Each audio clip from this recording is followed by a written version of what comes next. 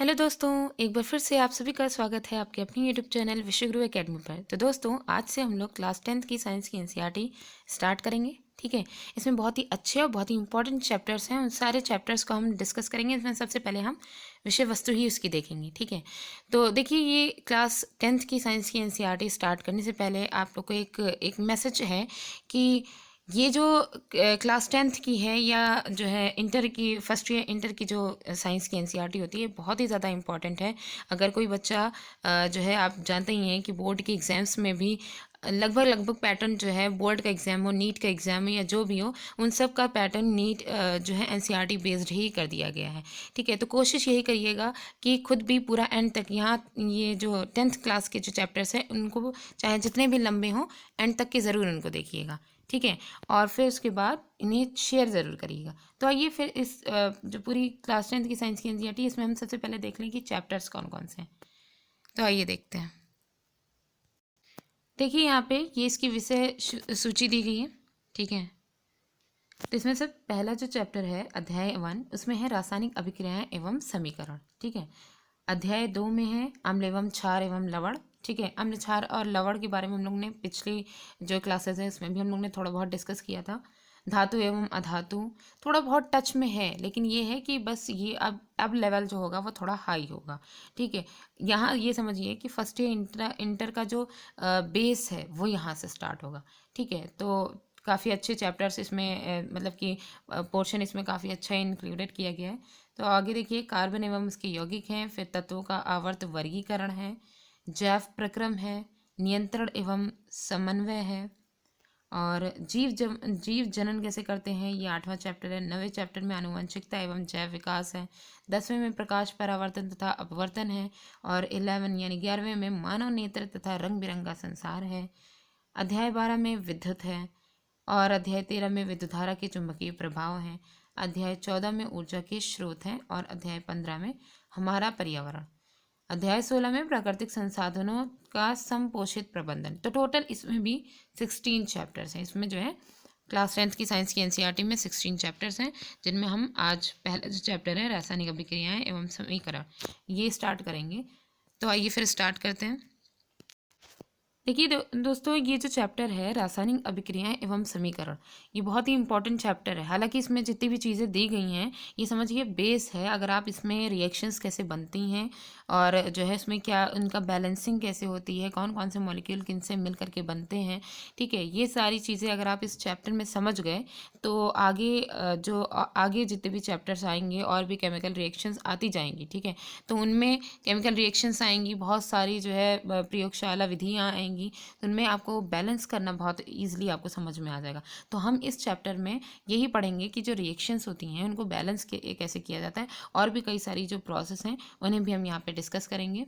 ठीक है। तो ये जो चैप्टर है, आप चाहे जितना भी लंबा हो एंड तक ज़रूर देखिएगा इसे, नहीं तो ये बीच में समझ में, अगर बीच में आपने ब्रेक किया या कुछ भी, तो आपको समझ में नहीं आने वाला। ठीक है। तो इसे एंड तक ज़रूर देखिएगा। और जैसे पिछली बार हमने ये जो है कोशिश की थी कि जो बहुत लंबे चैप्टर होंगे उन्हें हम लोग 2 पार्ट में पढ़ेंगे, अदरवाइज़ एक ही पार्ट में पूरी कोशिश की जाएगी। बस आप लोग एंड तक ज़रूर देखिएगा, ताकि आपकी जो है पूरी कंप्लीट, हमने जो मेहनत की है उससे आपको भी थोड़ा सा जो है फ़ायदा पूरा मिले। ठीक है। और एक चीज़ और कि चूँकि हम जानते हैं कि क्लास 10th है, फर्स्ट ईयर है, इंटर है, इन सब के जो चैप्टर्स हैं ये बहुत ही लेंथी, 9th में भी हमने देखा था काफ़ी लंबे लंबे चैप्टर्स थे। तो वीडियो बहुत लंबी जा रही थी, इसलिए हम उसकी जो एक्सरसाइज है वो अभी नहीं करेंगे, एक्सरसाइज हम बाद में करेंगे। ठीक है। तो सिर्फ हम चैप्टर पढ़ेंगे, इसे डिस्कस करेंगे और इसको पूरा मतलब चैप्टर को समझने की कोशिश करेंगे। तो आइए फिर स्टार्ट करते हैं। इसमें देखिए है रासायनिक अभिक्रिया एवं समीकरण में है, अपने दैनिक जीवन की निम्नलिखित परिस्थितियों पर ध्यान दीजिए और विचार कीजिए कि क्या होता है जब गर्मियों में कमरे के ताप पर दूध को खुला छोड़ दिया जाता है। लोहे का तवा, तसला, कील को आर्द्र वायुमंडल में, जब नमी वाला जो वायुमंडल होता है उसमें खुला छोड़ दिया जाता है तो क्या होता है। अंगूर का किण्वन होता है, इसका फर्मेंटेशन होता है तो क्या होता है। भोजन पकाया जाता है। ठीक है। हमारा शरीर भोजन को पचा लेता है, तो उसमें कौन कौन सी जो है प्रोसेस होती हैं, रिएक्शंस होती हैं। और हम सांस लेते हैं, इसमें कौन सी प्रोसेस होती हैं। ये सारे जो मेथड्स यहाँ पे दिए गए हैं, इनमें इन सभी परिस्थितियों में प्रारंभिक वस्तु की प्रगति तथा पहचान कुछ ना कुछ बदल जाती है। हमने ये देखा कि जो शुरू में जो भी चीज़ थी, जो हम कह सकते हैं कि जो हमारा जो है रिएजेंट या जो भी हम चीज़ ले रहे हैं, ठीक है, फिर रिएक्शन के बाद में वही जो हमको उत्पाद ये प्रोडक्ट मिलेगा तो उसमें वो बदला हुआ मिलेगा, ठीक है। तो वही चीज़ है। अब पदार्थ के भौतिक तथा रासायनिक परिवर्तनों के बारे में हम पिछली कक्षाओं में पढ़ चुके हैं। पदार्थ के भौतिक परिवर्तन, रासायनिक परिवर्तन क्या होते हैं। जब कोई रासायनिक परिवर्तन होता है तो हम ये कह सकते हैं कि ये रासायनिक अभिक्रिया हुई है। अब ये समझिए फॉर एग्जाम्पल के तौर पे, जैसे यहाँ पे एक एग्जाम्पल दिया गया है कि शरीर में पाचन की प्रक्रिया, हम लोग क्या करते हैं कि जब हम लोग भोजन खाते हैं तो अलग अलग तरीके के जो है मतलब न्यूट्रिएंट्स के बेस पर हम लोग उसे खाते हैं, लेकिन जब वो हमारी बॉडी में जाता है तो हमें वो किस फॉर्म में मिलता है। अब हम जो चावल खा रहे हैं, चावल हमारी बॉडी में क्या चावल के रूप में ही पूरी जो है जितने भी ऑर्गन्स हैं वहाँ पर थोड़ी ना पहुँचेगा। चावल में उपस्थित जो कार्बोहाइड्रेट है वो पहुँचेगा, तो वो किसके थ्रू क्या फॉर्मेशन होगा, किस में वो कन्वर्ट हो जाएगा। तो ये सारी प्रोसेस जो है वो बहुत सारे इसमें एंजाइम्स आते हैं, तो एक तरीके से कई सारी केमिकल रिएक्शंस भी होती हैं बॉडी के अंदर उनके चेंज होने में। तो मेनली हम रासायनिक अभिक्रिया वही कहेंगे कि जिसमें उसका स्वरूप चेंज हो जाए। जो चीज़ हमने शुरू में ली है, जो भी चीज़ें हमने पदार्थ के रूप में ली हैं, अगर वो जो रिएक्शन होने के बाद अगर उनका स्वरूप चेंज हो जा रहा है तो ऐसी अभिक्रियाएँ हमारी रासायनिक अभिक्रियाएँ कहलाती हैं, ठीक है। तब आगे देखते हैं।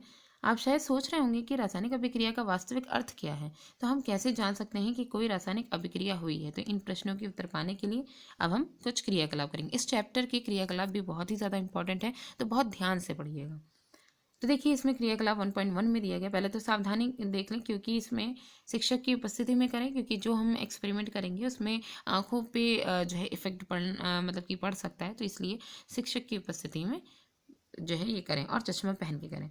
तो देखिए इसमें क्या करना है, लगभग 3 से 4 सेंटीमीटर लंबे मैग्नीशियम रेबर को रेगमाल से रगड़कर साफ कर लीजिए।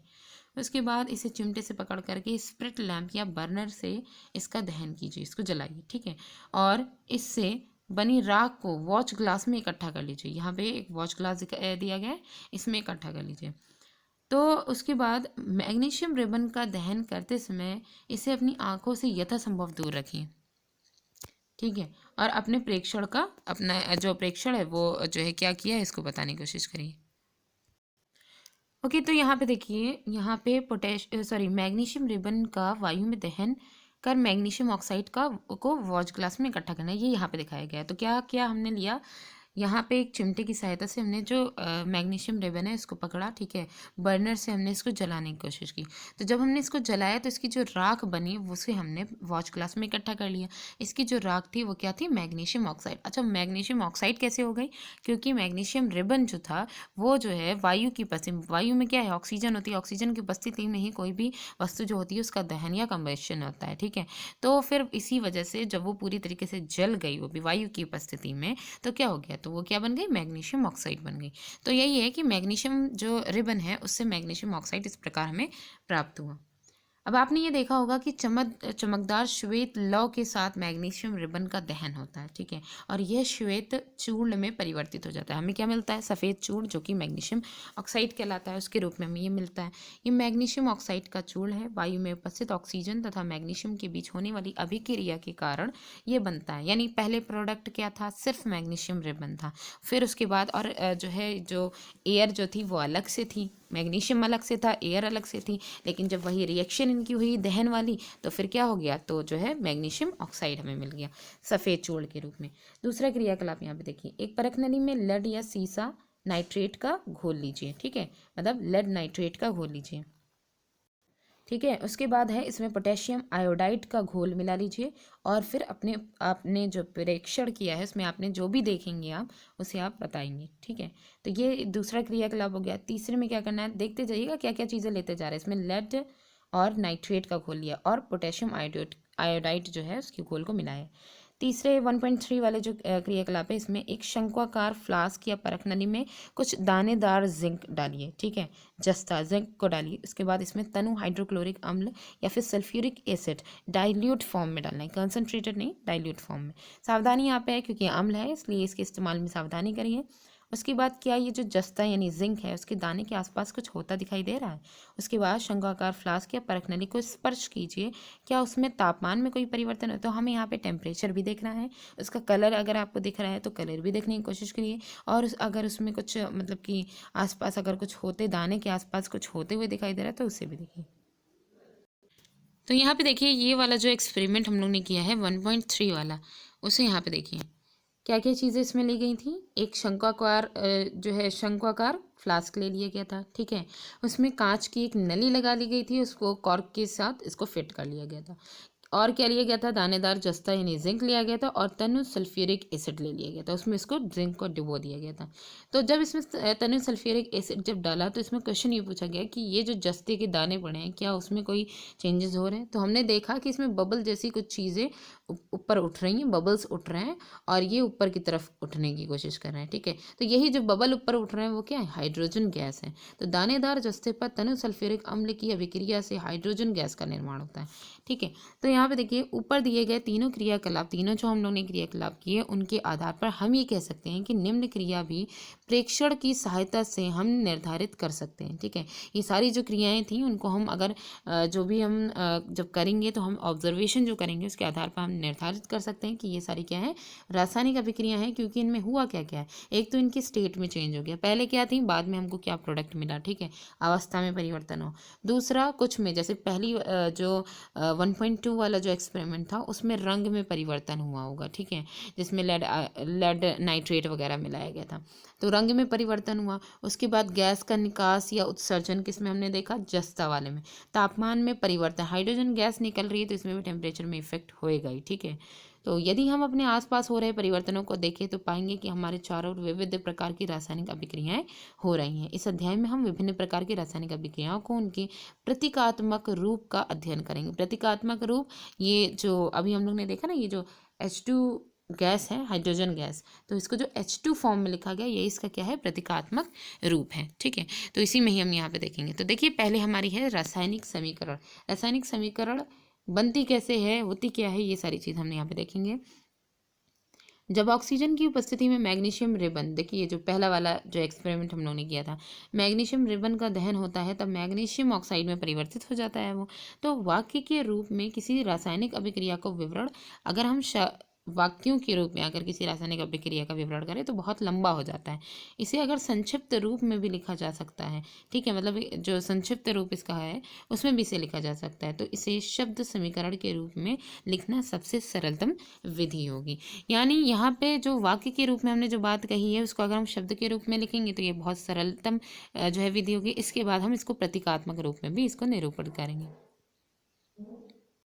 तो देखिए शब्द के रूप में कैसे है, ऊपर दी गई जो अभिक्रिया है उसको शब्द समीकरण में जो हमने लिखा कि सबसे पहले हमने क्या लिया है, मैग्नीशियम लिया है, ऑक्सीजन लिया है, ये दोनों ही क्या है, अभिकारक है, रिएजेंट है, ठीक है। इन दोनों को हम जोड़ेंगे इसलिए प्लस का सिंबल लगा दिया गया।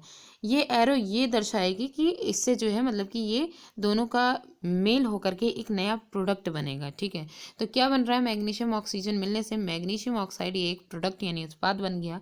तो मैग्नीशियम तथा ऑक्सीजन ऐसे पदार्थ हैं जिनमें रासायनिक परिवर्तन होता है, इस वजह से ये दोनों ऐसे पदार्थ हैं जिनमें रासायनिक परिवर्तन हो रहा है, तो इसलिए इनको क्या कहेंगे हम, अभिकारक यानी रिएजेंट कहेंगे। इस अभिक्रिया में एक नए पदार्थ मैग्नीशियम ऑक्साइड का निर्माण हुआ है, तो जो जिसका नए पदार्थ का जो निर्माण होता है वो हमारा प्रोडक्ट कहलाता है, ठीक है। तो ये दोनों ही काफ़ी इंपॉर्टेंट पॉइंट है क्योंकि इसका जो रिएजेंट और प्रोडक्ट है इसका आगे बहुत हेल्प मिलेगी। आगे देखिए शब्द समीकरण में अभिकारकों के उत्पाद में परिवर्तन, अभिकारकों के जो उत्पाद हैं उनके परिवर्तन को उनके मध्य के का जो तीर है उसके तीर के निशान लगा करके इसे दिखाया जाता है। और अभिकारकों के बीच योग, अभिकारक हमने क्या कौन कौन से लिए थे, रिएजेंट में हम लोग ने मैग्नीशियम लिया था, ऑक्सीजन लिया था, तो उनके बीच में योग का चिन्ह लगा करके उन्हें बाईं ओर लेफ्ट साइड में LHS लिखा जाता है, ठीक है। उसके बाद इसी प्रकार उत्पादों के बीच भी योग का चिन्ह लगा करके उन्हें दे। देखिए यहाँ पे तो एक ही उत्पाद बन रहा था, इसके अलावा जब जैसे होता है क्या कि प्रोडक्ट बनने के बाद हो सकता है कभी जो है कोई गैस निकल रही हो या फिर वाटर के मॉलिक्यूल्स निकल रहे हो, तो ये सारे जो प्रोडक्ट के में मतलब कि जो प्रोडक्ट बन रहा है उसके साथ अगर ये सारी चीज़ें भी मिल रही हैं तो हम उन्हें भी, कई सारे जो उत्पाद होते हैं उन्हें भी हम प्लस का सिंबल लगा करके उसे भी दिखाएंगे, ठीक है। तो वो जो प्रोडक्ट होगा वो RHS साइड में होगा, तो तीर का जो सिरा है वो उत्पाद की ओर होता है तथा ये अभिक्रिया होने की दिशा को दर्शाता है। उत्पाद की ओर होता है और ये यही बताता है कि अभिक्रिया किधर साइड हो रही है। ठीक है, तो ये चीज़ हो गई। ये एक रिएक्शन में क्या क्या चीज़ें यूज़ होती हैं उनके बारे में हम लोगों ने डिस्कशन किया। अब हम देखेंगे कि रासायनिक समीकरण लिखा कैसे जाता है। तो देखिए, क्या रासायनिक समीकरण के निरूपण की इससे भी संक्षिप्त विधि है?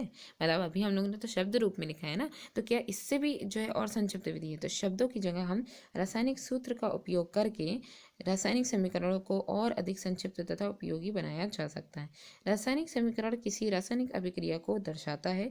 यदि आप मैग्नीशियम ऑक्सीजन तथा मैग्नीशियम डाइऑक्साइड के सूत्रों का स्मरण करें तो उपरोक्त समीकरण इस प्रकार भी लिखा जा सकता है। तो ये सबसे संक्षिप्त रूप है। देखिए, मैग्नीशियम को हम जानते हैं कि प्रतीक के रूप में हम Mg के रूप में लिखते हैं और ऑक्सीजन को O2 के रूप में लिखते हैं। तो मैग्नीशियम और ऑक्सीजन को जब मिलाते हैं तो MgO यानी मैग्नीशियम ऑक्साइड बन जाता है। तो यही हमारा और भी ज़्यादा संक्षिप्त रूप हो गया। ठीक है, अब क्या है कि जो तीर के निशान के बाईं ओर और दाईं ओर के तत्वों के परमाणुओं की संख्या गिनती कर उनकी तुलना करें।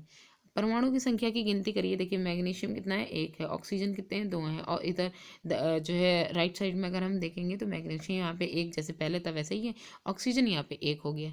तो यही, क्या दोनों तत्वों के परमाणुओं की संख्या समान है? अभी नहीं है। ठीक है, तो यदि है तो समीकरण संतुलित है। अगर जो परमाणु हैं उनकी संख्या अगर समान है दोनों ही साइड में, लेफ्ट एंड राइट दोनों ही साइड में, तो जो है समीकरण संतुलित है हमारी। यदि नहीं है तो समीकरण असंतुलित है, क्योंकि समीकरण के दोनों ओर द्रव्यमान जो है वो बराबर नहीं है। ठीक है, मतलब कहने का है स्वरूप चेंज हो जाता है, द्रव्यमान वही रहता है। ठीक है, तो द्रव्यमान बराबर होना जरूरी है, यही हमें देखना है। किसी अभिक्रिया का ऐसा रासायनिक समीकरण ढांचा रासायनिक समीकरण कहलाता है। इस तरीके का जो समीकरण ढांचा है ना, वो क्या कहलाता है? रासायनिक समीकरण कहलाता है। तो इस प्रकार ये जो समीकरण 1.2 है उसमें मैग्नीशियम के वायु में जलने का ढांचा समीकरण यहाँ पे ये दिखाया गया है। अब हम इसे आगे देखेंगे कि इसको संतुलित कैसे किया जाएगा। ठीक है, तो अब इसमें देखिए, संतुलित रासायनिक समीकरण का महत्व क्या है। आपको द्रव्यमान के संरक्षण का नियम तो याद ही होगा। इसमें हम लोग ने 9th क्लास में हम लोग ने इसका अध्ययन किया था कि किसी भी रासायनिक अभिक्रिया में द्रव्यमान का ना तो निर्माण होता है और ना ही उसका विनाश होता है। अर्थात किसी भी रासायनिक अभिक्रिया के उत्पाद तत्वों का कुल द्रव्यमान अभिकारक तत्वों के कुल द्रव्यमान के बराबर होता है। दूसरे शब्दों में देखिए, रासायनिक अभिक्रिया के पहले एवं उसके पश्चात प्रत्येक तत्व के परमाणुओं की संख्या समान रहती है। पहले और बाद में जो भी प्रोडक्ट बनेगा उसके तत्वों की संख्या समान रहेगी। इसीलिए हमें कंकाली जो समीकरण है, पूरा जो समीकरण का जो ढांचा है उसको हमें संतुलित करना आवश्यक है, क्योंकि यही हम लोग ने द्रव्यमान संरक्षण का नियम पढ़ा है। ठीक है, क्या रासायनिक समीकरण 1.2 संतुलित है? नहीं, बिल्कुल भी नहीं है। आइए हम रासायनिक समीकरण को चरणबद्ध संतुलित करना सीखें। स्टेप बाय स्टेप हम इसको संतुलित करना सीखेंगे। इसलिए भी सीखे, यहाँ पे स्टेप बाय स्टेप दिया गया है ताकि इसी चैप्टर में एक ही रिएक्शन को आप इतने अच्छे से समझ जाएं कि आगे आने वाली जितने भी रिएक्शंस होंगी उन्हें आप बैलेंस कर सकें। ठीक है, तो इसलिए बहुत अच्छे से इसको समझिएगा। तो देखिए, क्रियाकलाप 1.3 में शब्द समीकरण को इस प्रकार दर्शाया गया था। 1.3 वाला जो था उसमें हमने क्या लिया था? जिंक लिया था, सल्फ्यूरिक एसिड लिया था। दोनों का जब मिला, ठीक है, मतलब कि दोनों की रिएक्शन जब हुई तो क्या बना? जिंक सल्फेट बना। और क्या बन गया? हाइड्रोजन गैस निकली। यानी हमारा जो प्रोडक्ट हुआ वो जिंक सल्फेट बना और उसके साथ हाइड्रोजन गैस मिली। यानी प्रोडक्ट यहाँ पे अब दो चीज़ें प्राप्त हो रही हैं, इसलिए इसे भी हम प्लस से ज्वाइन करेंगे। ठीक है, अब उपरोक्त समीकरण को जब हम सूत्र के रूप में लिखेंगे तो हम लिखेंगे ऐसे। जिंक लेंगे, जिंक को Zn लिखते हैं, Zn इसका प्रतीकात्मक सूत्र है। सल्फ्यूरिक एसिड को H2SO4 लिखते हैं। जब इन दोनों की रिएक्शन होगी तो ZnSO4 बन जाएगा, H2 गैस निकल जाएगी। ये हमारी सूत्र के रूप में मिल गई। तो अब यहाँ पे है कि तीर के निशान को दोनों ओर के तत्वों के परमाणु की संख्या से तुलना करें। तो यहाँ पे तत्व देखिए, ये एक सारणी दी गई है, इसी के बेस पे हमें पूरा बैलेंस पहले हमें देख लेना है कि LHS RHS में है क्या क्या। तो यहाँ पे ये तत्व दिए गए हैं, अभिकारकों में परमाणुओं की संख्या यानी LHS में हमें देखना है, प्रोडक्ट में परमाणुओं की संख्या RHS में देखना है। तो पहले जो है LHS में देखते हैं। तो देखिए, इसमें जिंक जो है वो कितना है? 1 दिया गया। RHS में भी ये 1 ही है। हाइड्रोजन की मात्रा कितनी है? 2 है। RHS में भी 2 ही है। सल्फर 1 है और RHS में भी 1 है। ऑक्सीजन यहाँ पे जो LHS है इसमें 4 है और RHS में भी 4 है। तो हमने ये देखा कि जो परमाणुओं की जो मात्रा है वो लगभग बराबर है। ठीक है, तो तीर के निशान के दोनों ओर के प्रत्येक तत्व परमाणु की संख्या समान है, इसलिए जो रासायनिक अभिक्रिया है वो कैसी है? संतुलित है। तो इसमें कुछ चेंज करने की ज़रूरत है नहीं। अब हम निम्न रासायनिक समीकरण को संतुलित करने का प्रयास करेंगे। यहाँ पे जो दिया गया Fe + H2O, ठीक है, आयरन और जल की जब रिएक्शन कराई गई तो क्या बना, Fe3O4, फेरस ऑक्साइड बना और हाइड्रोजन गैस निकली। अच्छा यहाँ पे क्या ये रिएक्शन जो है वो बैलेंस्ड है? तो देखिए यहाँ पे Fe1 है, यहाँ पे Fe जो है 3 दिया गया है, तो बैलेंस बिल्कुल भी नहीं है। H2O में O1 है, यहाँ पे O4 है। H2 तो 2 यहाँ पे 2 यहाँ पे भी है, तो हाइड्रोजन तो बैलेंस्ड है। ठीक है, तो अब आइए आगे इसको स्टेप बाय स्टेप बैलेंस करते हैं। तो पहला चरण जो दिया गया है उसमें क्या है, रासायनिक समीकरण को संतुलित करने के लिए सबसे पहले सूत्र के चारों ओर एक बॉक्स बना लीजिए। समीकरण को संतुलित करने के लिए बॉक्स के अंदर कुछ भी परिवर्तन नहीं कीजिए, सबको अलग अलग हमने एक बॉक्स में कर लिया। ठीक है, दूसरे स्टेप में हमें करना है कि संतुलित असंतुलित समीकरण में उपस्थित जो सबसे तत्वों की परमाणु की संख्या सूची बना लीजिए। तो जैसे ऊपर सूची बनाए था वैसे इसमें भी सूची बना लीजिए। तो आयरन की जो मात्रा LHS में वो 1 है, RHS में 3 है। फिर यहाँ पे देखिए जो हाइड्रोजन है उसकी LHS में 2 है उसका नंबर, और RHS में भी 2 है, तो ये तो हाइड्रोजन तो बैलेंस्ड है। ऑक्सीजन जो है LHS में 1 है और RHS में 4 उसकी लेवल दिए गए। तो चरण 3 में क्या देखना है, तो अब यहाँ पे जो स्टेप 3 है इसमें क्या करना है, सुविधा के लिए सबसे अधिक परमाणु वाले जो यौगिक हैं उनको पहले संतुलित कीजिए, चाहे वो अभिकारक हो या फिर उत्पाद हो। उस यौगिक में सबसे अधिक परमाणु वाले तत्व को चुनिए। तो इस आधार पर Fe3O4 और ऑक्सीजन तत्व को हम चुनते हैं, जो कि दाईं ओर ऑक्सीजन के 4 परमाणु हैं जबकि बाईं ओर केवल 1 है, तो सबसे ज़्यादा वाले को हम पहले चुनेंगे। ठीक है, ऑक्सीजन परमाणु को संतुलित करने के लिए हमें क्या करना होगा, ऑक्सीजन के यहाँ परमाणु प्रारंभ में कितने दिए गए, 1 दिए गए H2 के, और उत्पाद में कितने दिए गए, 4 दिए गए। संतुलित करने के लिए हमें अभिकारक में ही हमें 4 करने होंगे। ठीक है, तभी हम इसके बराबर हो पाएंगे। तो ये याद रखना आवश्यक है कि परमाणु की संख्या को बराबर करने के लिए हम अभिक्रिया में शामिल तत्वों या तत्वों तथा यौगिकों के सूत्रों को नहीं बदल सकते। सूत्रों को नहीं बदलेंगे, बस उनके हमें क्या करना है, थोड़े से उनकी मॉलिक्यूल की मात्रा बढ़ा देनी है। ठीक है, जैसे ऑक्सीजन परमाणु को संतुलित करने के लिए 4 गुणांक लगा करके हम 4H2O लिख सकते हैं, लेकिन H2O4 या फिर H2O का 4 मॉलिक्यूल ये नहीं लिखेंगे। मतलब कि इस तरीके से हम नहीं लिखेंगे कि H2O4 फिर दूसरा ही कुछ और ही बन जाएगा, या फिर इस तरीके से भी नहीं लिखेंगे। बस हम क्या करेंगे, 4 आगे लिख देंगे। आगे 4 लिखने का मतलब यहाँ पे यही हो जाएगा कि 4 मॉलिक्यूल हैं H2O के जल के। आंशिक रूप से संतुलित समीकरण को अब इस प्रकार होगा, देखिए Fe में कोई टच नहीं किया गया है, हाइड्रोजन H2O को खाली चेंज किया गया, इसमें 4 कर दिया गया है। Fe3O4 है, अब यहाँ पे भी H2 है, बाकी सब कुछ जैसा है वैसे ही रखा गया। स्टेप 4 में देखिए Fe तथा H अब भी जो है संतुलित नहीं। अब क्या था, पहले H जो था वो बैलेंस था, अब H जो है वो भी इम्बैलेंस हो गया, ऑक्सीजन बैलेंस हो गया। इनमें से किसी एक तत्व को चुन करके आगे बढ़ते हैं, और अब हम आंशिक रूप से संतुलित जो समीकरण है उसमें हाइड्रोजन परमाणु जो है उनको संतुलित करेंगे, क्योंकि अब उनकी संख्या बढ़ गई है।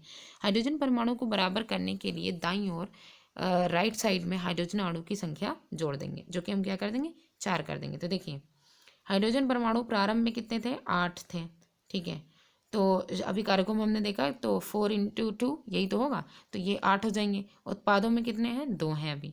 तो संतुलित करने के लिए यहाँ पे अगर 8 है तो हमें प्रोडक्ट जो है उसमें भी 8 करना पड़ेगा, इसलिए 4 से हम इसको मल्टीप्लाई कर देंगे। तब हमारी जो आंशिक रूप से समीकरण कैसी होगी, Fe जैसा वैसे ही रहेगा, 4H2 हो जाएगा, Fe3O4 होएगा, और यहाँ पे 4H2, तो 4H2 में क्या हो जाएगा, 4 × 2 = 8। ठीक है, तो 8 परमाणु हो गए। तो यहाँ पे ऑक्सीजन बैलेंस, हाइड्रोजन बैलेंस।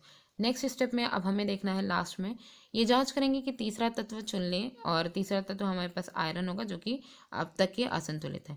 अब पाएंगे केवल लोहा जो है, आयरन जो है वही जो है असंतुलित है, उसी को ही संतुलित करना है। तो लोहे में प्रारंभ में इसकी मात्रा कितनी है, 1 है, और प्रोडक्ट में कितनी है, 3 है। संतुलित करने के लिए हमें प्रारंभ में से 3 करना होगा, तभी प्रोडक्ट में 3 होगा।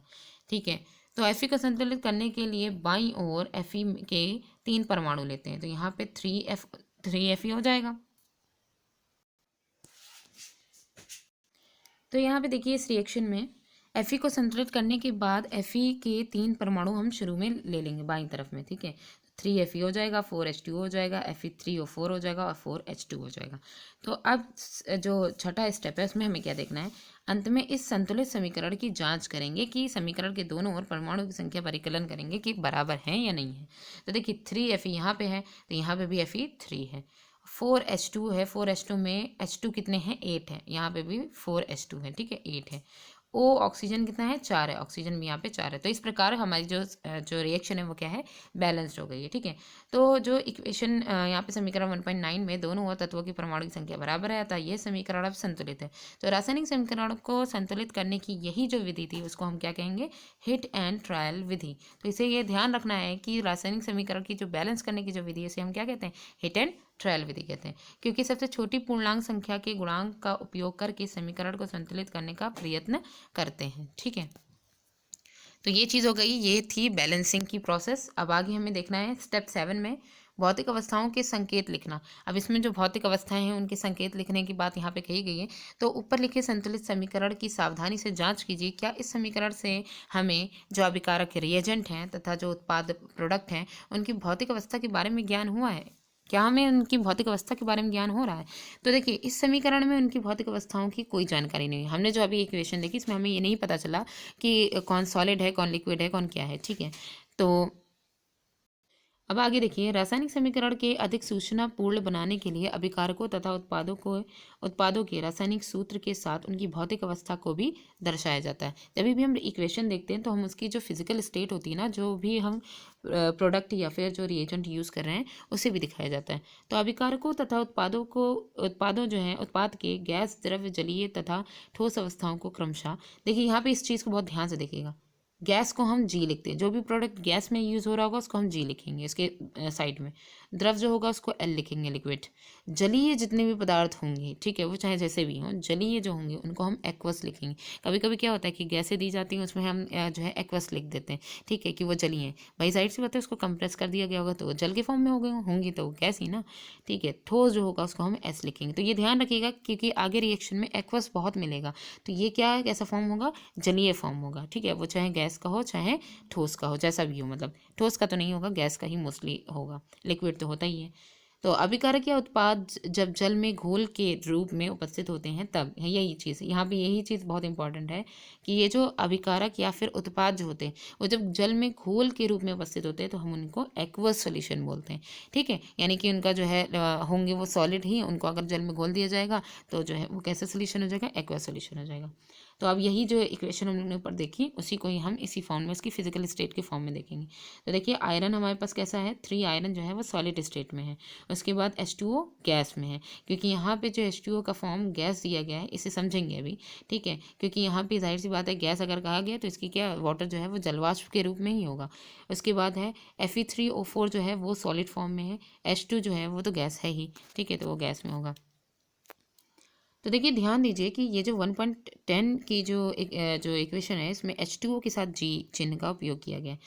ये दर्शाता है कि हम जानते हैं कि H2O जल है, ठीक है, वो लिक्विड हो सकता है, लेकिन यहाँ पे जी ये दर्शा रहा है कि इस अभिक्रिया में जल का उपयोग भाप के रूप में किया गया है। प्रायः यह हर रासायनिक समीकरण में भौतिक अवस्था को शामिल नहीं किया जाता है जब तक कि यह आवश्यक ना हो। जब आवश्यक होता है तभी हम फिजिकल स्टेट को जो है इसमें डालते हैं। कभी कभी अभिक्रिया की परिस्थितियां जैसे कि ताप, दाब, उत्प्रेरक, ये इसकी अभिक्रिया की जो है परिस्थितियां होती हैं, ताप है, ठीक है, टेम्परेचर, प्रेशर और जो कैटलिस्ट होता है उसकी आदि को भी तीर के निशान के ऊपर या नीचे दर्शाया जाता है। तो जैसे यहाँ पे देखिए कार्बन मोनोऑक्साइड है जो कि गैस के फॉर्म में, 2H2O गैस के फॉर्म में, ठीक है, इससे बना क्या, CH3OH बन गया। ठीक है, तो इसमें ये जो है लिक्विड के फॉर्म में जो है हमें मिला, ये किसकी उपस्थिति में हुआ, 340 ATM प्रेशर के रूप में। ठीक है, इसका प्रेशर हमने ऊपर दिखा दिया गया कि जब हमने दोनों ही गैसों को इतना कंप्रेस किया 340 ATM पर हमने इसको जब कंप्रेस किया तो 3 CH3OH का लिक्विड मिला यहाँ पे। ठीक है, तो यहाँ पे हमें मिथेनॉल का लिक्विड मिल गया। तो देखिए 6 कार्बन डाइऑक्साइड जो है वो किस फॉर्म में है, एक्वस सॉल्यूशन में यानी घुली हुई फॉर्म में होगी। ठीक है, और 12 H2O जो कि यहाँ पे लिक्विड फॉर्म में। तो यहाँ पे जो एक्वस सॉल्यूशन में कार्बन डाइऑक्साइड और जो है वाटर लिया जा रहा है, ये सूर्य की प्रकाश, ये हम जानते हैं ये कौन सी रिएक्शन है, प्रकाश संश्लेषण की रिएक्शन है। इस रिएक्शन को बहुत अच्छे से देखिएगा, आपका जो प्रकाश संश्लेषण की जो प्रोसेस है वो भी क्लियर हो जाएगी। तो देखिए कार्बन डाइऑक्साइड के कितने लिए जाते हैं, 6 मॉलिक्यूल लिए जाते हैं, वाटर के 12 मॉलिक्यूल लिए जाते हैं। वाटर लिक्विड के फॉर्म में होता है, कार्बन डाइऑक्साइड एक्वस के फॉर्म में होती है। सूर्य का प्रकाश की उपस्थिति में, ठीक है, क्लोरोफिल की प्रेजेंस में, क्लोरोफिल पिगमेंट होता है जो कि सूर्य के प्रकाश को एब्जॉर्ब करने का काम करता है। ठीक है, और इसी की वजह से इसी पिगमेंट में जो है मतलब मैग्नीशियम उपस्थित होता है, तो इसी की वजह से ग्रीन कलर भी आता है। ठीक है, प्लांट में। तो दोनों की जब रिएक्शन हुई इन दोनों की प्रेजेंस में, तो क्या बना हमारे पास C6H12O6 ग्लूकोज मिला, जो कि एक्वस फॉर्म में होगा, जलीय फॉर्म में होगा। ठीक है, ये ग्लूकोज हमें मिला। और ऑक्सीजन कितनी मिली? 6O2 मिली। ठीक है, 6 मॉलिक्यूल ऑक्सीजन के मिले। 6H2O भी मिला, क्योंकि यहाँ पे H2O कितने मिला है? 12 H2O के मॉलिक्यूल लिए गए। और फिर इसके बाद एनर्जी रिलीज होती है। एक चीज़ यहाँ पे ध्यान रखिएगा कि जो ऑक्सीजन रिलीज हो रही होती है वो किससे हो रही होती है? वो H2O से रिलीज हो रही होती है। इसलिए यहाँ पे H2O के कितने मॉलिक्यूल लिए जाते हैं कि यहाँ पे भी हम H2O को दिखाते हैं बैलेंस करने के लिए। ठीक है, नेक्स्ट हेडिंग देखिए, इसमें क्या है? रासायनिक अभिक्रियाओं के प्रकार यहाँ पे दिए गए। क्लास 9th में हम अध्ययन कर चुके हैं कि रासायनिक अभिक्रिया के समय किसी एक तत्व का परमाणु दूसरे तत्व के परमाणु में नहीं बदलता है, परमाणु चेंज नहीं होता है। ठीक है, ना तो कोई परमाणु मिश्रण से बाहर जाता है और ना ही बाहर से मिश्रण में आता है। वास्तव में किसी रासायनिक अभिक्रिया में परमाणुओं के आपसी आबंध के टूटने एवं जुड़ने से नए पदार्थों का निर्माण होता है। ये लाइन बहुत ही ज़्यादा इंपॉर्टेंट है कि रासायनिक अभिक्रिया जो होती है उनमें रियलिटी में होता क्या है कि आपसी आबंध, जो उनके बीच में, जो परमाणु के बीच में बॉन्डिंग होती है ना, उन्हीं के ही टूटने और जुड़ने से नए पदार्थों का निर्माण होता है। ठीक है, ये नहीं होता है कि पदार्थ ट्रांसफर हो गए, इनके इनमें मिल गए, इनको इनमें मिल गया, ऐसा कुछ नहीं होता है। परमाणु के बीच विभिन्न प्रकार के आबंध बॉन्ड पाए जाते हैं, जो कि जिनके बारे में आप अध्याय 3 या 4 में पढ़ेंगे, जिसमें चैप्टर 3 और 4 आएगा, उसके बारे में ये भी चैप्टर बहुत ही इंपॉर्टेंट है। ठीक है, तो आगे देखते हैं ये संयोजन अभिक्रिया है वो क्या है, इसको एक्सपेरिमेंट के थ्रू समझेंगे। ठीक है, तो देखिए संयोजन अभिक्रिया में है कि एक बीकर में थोड़ा सा कैल्शियम ऑक्साइड तथा बुझा हुआ चूना लीजिए। कैल्शियम ऑक्साइड और बुझा हुआ चूना लेना है। ठीक है, इसमें धीरे धीरे जल मिलाइए। अब बीकर को स्पर्श कीजिए जैसे कि यहाँ पे दिखाया गया है। तो इसके ताप में क्या कोई परिवर्तन दिखाई दे रहा है? देखिए ये बीकर है, ये जल है, इसमें हमने क्या लिया गया? कैल्शियम ऑक्साइड लिया गया। ठीक है, तो कैल्शियम ऑक्साइड यहाँ यहाँ पे बोल रहा है ना, कैल्शियम ऑक्साइड लिया या बुझा हुआ चूना लीजिए। देखिए जल के साथ कैल्शियम ऑक्साइड की अभिक्रिया से बुझे हुए चूने का निर्माण हो रहा है। जल के साथ जब कैल्शियम ऑक्साइड की जब अभिक्रिया होती है तब बुझे हुए चूने का निर्माण होता है, क्योंकि कैल्शियम ऑक्साइड चूना होता है और उसको जब जल मिला दिया जाता है तो वो बुझ जाता है। कैल्शियम ऑक्साइड जल के साथ तीव्रता से अभिक्रिया करके बुझे हुए चूने यानी कैल्शियम हाइड्रोक्साइड, ये समझिए यहाँ पे नाम और जो इसकी जो है मॉलिक्यूलर फॉर्मूला जो दिया गया है इसे ज़रूर कहीं नोट डाउन कर लीजिएगा।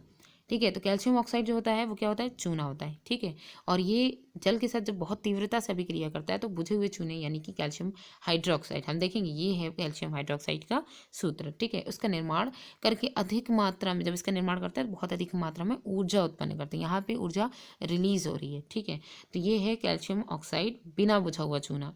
ठीक है, वाटर की उपस्थिति में सॉलिड फॉर्म में है, और ये बुझा हुआ चूना यानी एक्वस फॉर्म में, अब ये जलीय फॉर्म में हो जाएगा और ऊष्मा रिलीज करेगा।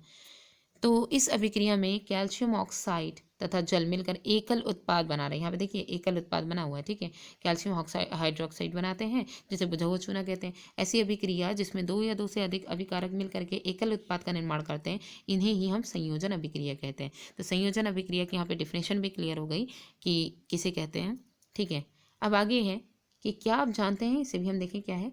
ऊपर की अभिक्रिया में निर्मित बुझे हुए चूने के विलयन का उपयोग दीवारों की सफ़ेदी, दीवार में जो है सफ़ेदी नहीं लगाई जाती है प्लास्टर के बाद, ठीक है, तो उसके बाद सफ़ेदी करने के लिए इसका किया जाता है। ठीक है, कैल्शियम हाइड्रोक्साइड वायु में उपस्थित कार्बन डाइऑक्साइड के साथ धीमी गति से अभिक्रिया करके दीवारों पर कैल्शियम कार्बोनेट की एक पतली परत बना लेता है। किसके साथ? कैल्शियम हाइड्रोक्साइड वायु में बसे जो कार्बन डाइऑक्साइड है उसके साथ।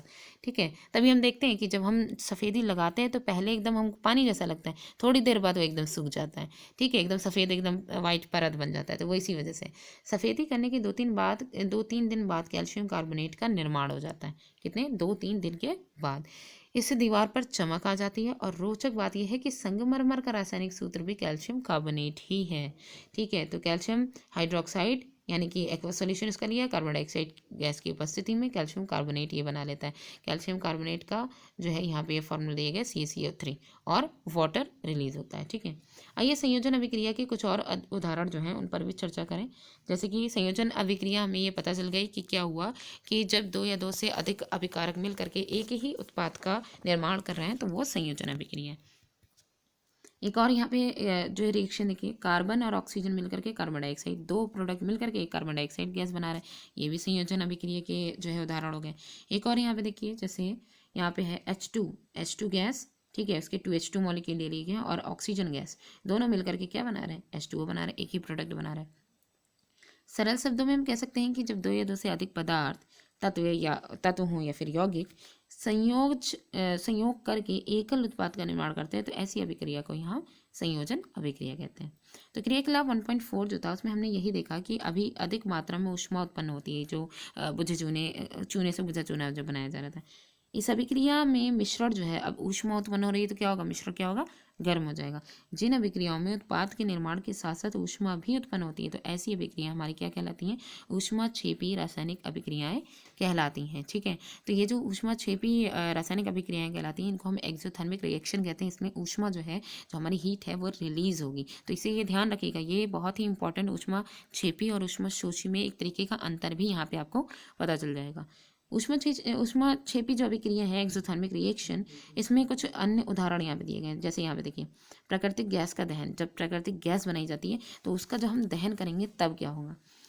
तो देखिए जैसे मीथेन है, मीथेन गैस है, ठीक है, किसके, 2O2 ऑक्सीजन की उपस्थिति में वो जल रही है, तो क्या रिलीज करेगी, कार्बन डाइऑक्साइड गैस रिलीज करेगी, और H2O जो है यहाँ पे भाप के रूप में गैस निकलेगी और ऊर्जा रिलीज होगी। ठीक है, तो मीथेन जब ऑक्सीजन की उपस्थिति में जब इसका दहन होता है, जब जलती है, तो ये प्रोडक्ट हमको मिलता है। तो हमने देखा कि इसमें ऊर्जा निकली, तो ये रिएक्शन कैसी, जिसमें हीट निकल रही होती है, तो वो रिएक्शन कैसी होगी, वो रिएक्शन हमारी ऊष्माक्षेपी यानी एक्सोथर्मिक रिएक्शन है। क्या आप जानते हैं कि श्वसन एक ऊष्माक्षेपी अभिक्रिया है। हाँ, हम ये देखते हैं कि जब हम श्वसन करते हैं ना, तो श्वसन के समय में हमारी ऊर्जा रिलीज होती है। देखिए, जब श्वसन करते हैं तो हमारी बॉडी में क्या जाती है, ऑक्सीजन जाती है। ऑक्सीजन जा करके जो हमारी बॉडी में जो कार्बोहाइड्रेट या जो ग्लूकोज होता है उसको ब्रेक करती है, कोशिकाओं में जा करके उसको ब्रेक करती है। तो जब वो ब्रेक करती है तो उसमें क्या होता है कि ऑक्सीजन जब जा रही है, ग्लूकोज को ब्रेक करेगी, तो कार्बन डाइऑक्साइड गैस निकलेगी, जल निकलेगा, जिससे वो बना वही निकल जाएगा और ऊष्मा रिलीज हो जाएगी। ठीक है, तो ये क्या है, एक ऊष्माक्षेपी अभिक्रिया। हम सभी जानते हैं कि जीवित रहने के लिए हमें ऊर्जा की आवश्यकता होती है। यह ऊर्जा हमें भोजन से प्राप्त होती है। ठीक है, अपाचन क्रिया के समय खाद्य पदार्थ छोटे छोटे टुकड़ों में टूट जाते हैं, जैसे कि चावल है, आलू है, ब्रेड है, उसमें कार्बोहाइड्रेट होता है। ठीक है, इन कार्बोहाइड्रेट को टूटने से ग्लूकोज प्राप्त होता है। कार्बोहाइड्रेट जब टूटता है तो ग्लूकोज प्राप्त होता है।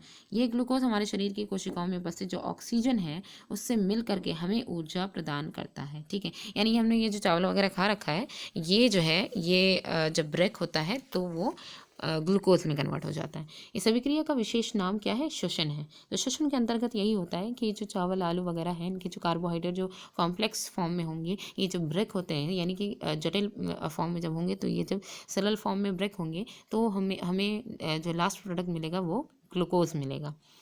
ठीक है, जैसे यहाँ देखिए ग्लूकोज है, यहाँ 6,6H12O6, तो ये एक्वस फॉर्म में है, और ये ऑक्सीजन की उपस्थिति में किसमें, जिससे बना था उसी में ही टूट जाएगा, जो अभी हमने रिएक्शन बताई थी। ठीक है, तो carbon dioxide 6 molecule carbon dioxide के मिल गए, हमें वाटर के 6 मॉलिक्यूल मिल गए और ऊर्जा मिल गई। तो इसलिए जो श्वसन की अभिक्रिया होती है, श्वसन की जो प्रक्रिया है, वो एक ऊष्माक्षेपी यानी एक्सोथर्मिक रिएक्शन होती है। दूसरा देखिए, शाक सब्जियां जैसे वनस्पति द्रव्य जो जिन्हें कहते हैं का विघटित होकर के कंपोस्ट बनना भी ऊष्माक्षेपी अभिक्रिया का ही उदाहरण है। आपने देखा होगा कि जब कंपोस्ट की प्रोसेस होती है तो जब उसका विघटन हो रहा होता है तो हम देखते हैं कि वो काफ़ी गर्म हो जाता है। ठीक है, मतलब इतनी तो हीटिंग लगती है कि थोड़ा गर्म महसूस होता है। तो गर्म तभी होगा ना जब वो उसमें से हीट निकल रही होगी। तो यहाँ पे क्रियाकलाप जो है, या जो क्रियाकलाप 1.1 दिया गया था उसकी अभिक्रिया में उसको भी पहचानिए कि एकल उत्पाद के निर्माण के साथ साथ ऊष्मा उत्पन्न हो रही थी। ठीक है, क्योंकि उसमें हमने बुझा चूना जो है हमें प्राप्त हो रहा था। यहाँ पे एक जो है 1.4 में फेरस सल्फेट क्रिस्टल वाली परख नली को गर्म करने तथा गंध सूखने की सही विधि, एक क्रियाकलाप यहाँ पे दिया गया जिसे हम कहते हैं वियोजन यानी अपघटन की अभिक्रिया। ये जो वियोजन की अभिक्रिया होती है, सेपरेशन जिसमें हो रहा होता है, अपघटन हो रहा होता है, वो कैसे होता है। तो नेक्स्ट हमारी जो यही है, इसको हम एक्सपेरिमेंट के थ्रू देखेंगे। इसमें हमें क्या करना है, एक शुष्क क्वथन नली लेंगे। ठीक है, एक बॉइलिंग ट्यूब लेंगे, इसमें 2 ग्राम फेरस सल्फेट का क्रिस्टल लेंगे। फेरस सल्फेट के क्रिस्टल के रंग पर ध्यान देंगे कि जिस भी रंग का होगा उसे ध्यान देंगे। क्वथन नली को बर्नर या स्प्रिट लैम्प की ज्वाला से गर्म करेंगे। गर्म करने के पश्चात क्रिस्टल का जो रंग है उसे देखेंगे कि क्रिस्टल का रंग पहले कैसा था, बाद में कैसा है। जैसे यहाँ पे दिखाया गया है, फेरस सल्फेट क्रिस्टल वाली परख नली को गर्म करने के बाद गर्म करते हैं तथा गंध को भी सूंघते हैं। ठीक है, तो गंध को सूंघने की सही विधि यहाँ पे दिखाई गई कि यहाँ पे दिए बर्नर के ऊपर एक परख नली में क्वथन नली है, इसमें फेरस सल्फेट की क्रिस्टल ला दी गई, इसको गर्म किया जा रहा है। तो देखिए यहाँ पे क्वथन नली के खुले सिरे को अपने पड़ोसी या अपनी ओर ना करें, मतलब कि यहाँ से जो गैस निकल रही है उसे अपनी ओर मत करें। गैस को धीमे से अपनी ओर, नाक की ओर मोड़ें, अपने हाथों से अपनी नाक की ओर मोड़ें, ठीक है, डायरेक्ट ना सूंघने की कोशिश करें। तो ये एक सही तरीका है गंध सूंघने का। किसी भी एक्सपेरिमेंट जो भी हम करेंगे उसमें गैस का हमें कि कौन सी गैस निकल रही है, कौन सा प्रोडक्ट निकल रहा है, उसे हमें अगर चेक करना है। तो यहाँ पे नेक्स्ट देखिए, क्या आपने ध्यान दिया कि फेरस सल्फेट क्रिस्टल्स के हरे रंग में परिवर्तन हुआ। फेरस सल्फेट जो क्रिस्टल है वो हरे रंग में परिवर्तन हुआ। तो जब हम एक्सपेरिमेंट करेंगे तभी हमें इसके बारे में पता चलेगा। तो सल्फर के दहन से उत्पन्न उस अभिलाक्षणिक या विशिष्ट गंध को भी आप सूंघ सकते हैं। तो यहाँ पे मेनली हमने कलर की भी बात हुई थी और इसकी स्मेल की भी बात। तो जो दो मॉलिक्यूल है फेरस सल्फेट के, जो कि सॉलिड फॉर्म में दिया गया है, ऊष्मा की उपस्थिति है, क्योंकि यहाँ पे हम इसको गर्म कर रहे हैं तो हम इसके हीट दे रहे हैं। तो क्या बन गया है, फेरिक ऑक्साइड हो गया। फेरिक ऑक्साइड में ये बन गया, ठीक है। और उसके बाद जो है सल्फर डाइऑक्साइड गैस निकलेगी। यहाँ पे सल्फर डाइऑक्साइड और सल्फर ट्राइऑक्साइड दोनों तरीके की यहाँ पे गैस बनेगी। आप देख सकते हैं कि इस अभिक्रिया में एकल अभिकर्मक है, इसके टूटकर छोटे छोटे उत्पाद प्रदान हुए। ये जो अभिक्रिया है वही क्या कहलाती है, वियोजन या अपघटन की, सेपरेशन की प्रोसेस कहलाती है। इसमें क्या होता है, प्रोडक्ट एक ही लिया जाता है और रिएजेंट जो है वो एक ही लिया जाता है, प्रोडक्ट कई सारे मिलते हैं। गर्म करने पर फेरस सल्फेट यहाँ FeSO4 और 7H2O का क्रिस्टल जल त्याग दे देता है। यहाँ पे ये FeSO4 फेरस सल्फेट है, Fe2O3 जो है वो फेरिक ऑक्साइड है। तो ये क्या करता है, जब इसे हम गर्म करते हैं तो ये जल को त्याग देता है और क्रिस्टल का रंग जो है वो बदल जाता है, ठीक है। इसके उपरांत यह ferric oxide sulphur dioxide sulphur trioxide में वियोजित हो जाता है, ब्रेक हो जाता है। फेरिक ऑक्साइड ठोस है, जबकि सल्फर डाइऑक्साइड सल्फर ट्राइऑक्साइड क्या है, गैसें हैं। अब आगे देखिए, ऊष्मा देने पर कैल्शियम कार्बोनेट का कैल्शियम ऑक्साइड तथा कैल्शियम डाइऑक्साइड में वियोजित होता है। कैल्शियम कार्बोनेट जो है वो किस में ब्रेक हो जाता है, कैल्शियम ऑक्साइड और कैल्शियम डाइऑक्साइड में ये वियोजित हो जाता है, ब्रेक हो जाता है। एक प्रमुख वियोजन अभिक्रिया यहाँ पे ये भी दिखाई गई है, जिसका उपयोग विभिन्न उद्योगों में होता है। कैल्शियम ऑक्साइड को चूना या बिना बुझा हुआ चूना कहेंगे, ठीक है। कैल्शियम ऑक्साइड जो है उसको, इसके अनेक उपयोगों में से एक उपयोग सीमेंट के निर्माण में भी होता है। ये चीज़ ध्यान रखिएगा कि यहाँ पे जो कैल्शियम ऑक्साइड दिया गया है, जिसे हम कहते हैं CaO, ठीक है, ये जो है ये बिना बुझा हुआ चूना होता है। जब इसमें वाटर मिला दिया जाता है तो ये बुझ जाता है। बिना बुझा हुआ चूना, इसका उपयोग सीमेंट के निर्माण में किया जाता है। वाइट सीमेंट जो है हमको नहीं मिलती है तो वो इसी से ही मिलती है। ऊष्मा के द्वारा की गई वियोजन अभिक्रिया को हम ऊष्मीय वियोजन, जो ऊष्मा की उपस्थिति में की जाती है, इसको हम ऊष्मीय वियोजन कहते हैं। तो यहाँ पे देखिए ये चूना पत्थर था, कैल्शियम कार्बोनेट का चूना पत्थर कहते हैं। नाम इसका जो बेसिक नेम और इसका जो है मॉलिक्यूलर फॉर्मूला है, इसे ज़रूर आप जहाँ जहाँ आपको मिलता जा रहा है, स्पेशली आप नोट डाउन नहीं कर सकते, इसे नोट डाउन एक पेज में करते जाइएगा। तो कैल्शियम कार्बोनेट जो कि सॉलिड फॉर्म में है, चूना पत्थर है, ठीक है। ऊष्मा की उपस्थिति में कैल्शियम ऑक्साइड बुझा हुआ चूना और कार्बन डाइऑक्साइड में ये कन्वर्ट होता है, ठीक है। ऊष्मीय वियोजन अभिक्रिया का एक अन्य उदाहरण यहाँ पे 1.6 में भी दिया गया है। तो देखिए क्रियाकलाप में पहले देखिए, एक क्वथन नली में 2 ग्राम लेड नाइट्रेट का चूर्ण ले दीजिए। चिमटे से क्वथन नली को पकड़ करके ज्वाला के ऊपर रख करके इसे गर्म कीजिए, ठीक है। आपने क्या देखा, यदि कोई परिवर्तन हुआ है तो उसे नोट कर लीजिए। तो देखिए यहाँ पे बर्नर के ऊपर इसको रखा गया, लेड नाइट्रेट इसमें पड़ा हुआ है, क्वथन नली है, परख नली पकड़ने का यहाँ पे चिमटा दिखाया गया। तो लेड नाइट्रेट का तापन तथा नाइट्रोजन ऑक्साइड का उत्सर्जन, जब लेड नाइट्रेट को जब इसको गर्म किया जाता है तो नाइट्रोजन डाइऑक्साइड उत्पन्न होती है। आप देखेंगे कि भूरे रंग का धुआं उत्सर्जित हो रहा है, इसमें भी दिखाया गया था पिक्चर में। यह नाइट्रोजन ऑक्साइड का धुआं है। लेड नाइट्रेट जब उसका दहन होता है, ठीक है, उसको गर्म किया जाता है तो नाइट्रोजन डाइऑक्साइड के रूप में, ब्राउन धुएं के रूप में निकलती है। यह अभिक्रिया इस प्रकार होती है। देखिए लेड नाइट्रेट का फॉर्मूला कैसा है, 2 यहाँ मॉलिक्यूल लिए गए लेड नाइट्रेट के, PbNO3 का होल ट्वाइस, ये होता है लेड नाइट्रेट का फॉर्मूला। ये यहाँ पे जो रिएजेंट है वो एक ही लिया गया है। तापन जो भी ऊष्मा दी जाएगी उसकी उपस्थिति में ये लेड ऑक्साइड PbO में कन्वर्ट हो जाएगा। 4NO2 नाइट्रोजन डाइऑक्साइड निकलेगी इसमें से और ऑक्सीजन निकलेगी। नाइट्रोजन डाइऑक्साइड के 4 मॉलिक्यूल जो है निकल रहे हैं और दूसरा इसमें कलर भी है, तो इसलिए ये ज़्यादा हाईलाइटेड है, ठीक है। तो कुछ और यहाँ पे जो है अन्य अपघटन अभिक्रियाएँ दिखाई गई हैं, तो उन्हें भी एक एक करके देखिए, 1.7 में भी और 1.8 में भी।